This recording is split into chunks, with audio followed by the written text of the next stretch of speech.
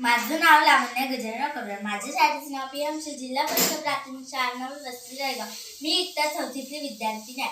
मी तुम्हाला कर्मवीर भाऊराव पाटील यांच्याविषयी 25 प्रश्न सांगणार आहे. प्रश्न: कर्मवीर भाऊराव पाटील यांचे पूर्ण नाव काय होते? उत्तर: भाऊराव पायगोंडा पाटील. प्रश्न: भाऊराव यांचा जन्म कधी झाला? उत्तर: 22 सप्टेंबर 1887. प्रश्न: भाऊराव यांचा जन्म कोठे झाला? उत्तर: हातकणंगले. प्रश्न: भाऊराव कोणत्या क्षेत्रात कार्यरत होते? उत्तर: शिक्षण व समाजसेवा.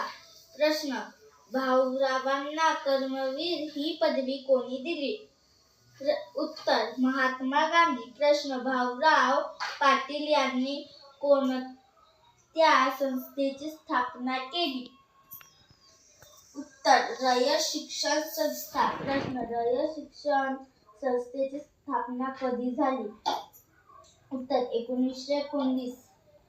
प्रश्न: रयत शिक्षण संस्थेचे मुख्य उद्देश काय होते? उत्तर: गरीब व वंचित विद्यार्थ्यांना शिक्षण देणे. प्रश्न: भाऊराव पाटील कोणत्या विचारसरणीचे होते? उत्तर: समाजवादी विचारसरणी. प्रश्न: भाऊराव शिक्षणासाठी कोणती पद्धती सुरू केली? उत्तर: कमवा आणि शिका. प्रश्न: भाऊरावांनी शिक्षणातून कोणाला वर आणण्याचा प्रयत्न केला? उत्तर: ग्रामीण व गरीब समाजाला. प्रश्न: भाऊराव यांचे मुख्य कार्यक्षेत्र कोणते होते? उत्तर: महाराष्ट्र.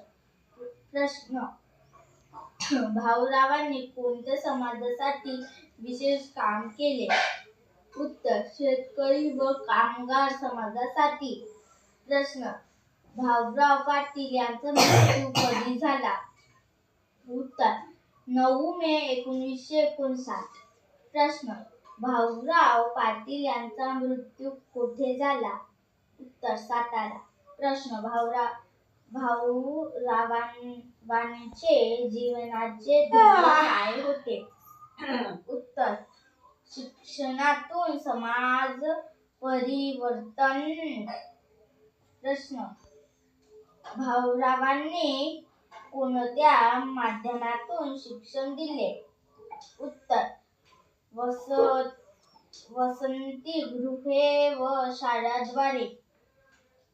प्रश्न: भाऊरावांनी सुरू केलेल्या वसतिगृहाचे वैशिष्ट्य काय होते? उत्तर: गरीब विद्यार्थ्यांसाठी फुकट शिक्षण.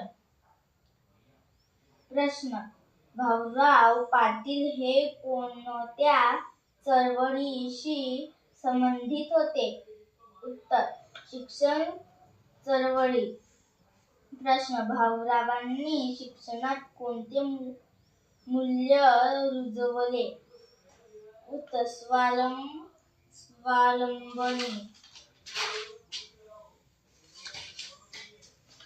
भाऊरावांचे कार्य कोणासाठी प्रेरणादायी आहे? उत्तर: तरुणांसाठी. प्रश्न: रयत शिक्षण संस्थेचे कार्य आजही सुरू आहे का? उत्तर: होय. प्रश्न: भाऊरावांनी कोणत्या भाषेत समाजजागृती केली? उत्तर: मराठी. प्रश्न: भाऊरावांचे कार्य कोणत्या तत्त्वावर आधारित होते? उत्तर: समानता.